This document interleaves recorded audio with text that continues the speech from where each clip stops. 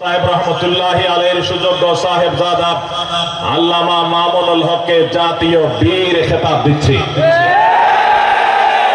এখন আমাদের সামনে গুরুত্বপূর্ণ বক্তব্য রাখবেন বাংলাদেশের জাতীয় বীর এবং বাংলাদেশের কোটি কোটি তাওহীদি জনতার হৃদয়ের সংগঠন, অরাজনৈতিক দাওয়াতি এবং আধ্যাত্মিক সংগঠন হেফাজতে ইসলাম বাংলাদেশের সম্মানিত যুগ্ম মহাসচিব এবং ঢাকা জামিয়া রহমানিয়ার সম্মানিত সুযোগ্য শাইখুল হাদিস মজলুম আলেম দ্বীন জাতীয় বীর আল্লামা মামুনুল হক সাহেব দামাত বরকাতুহুল আলিয়া।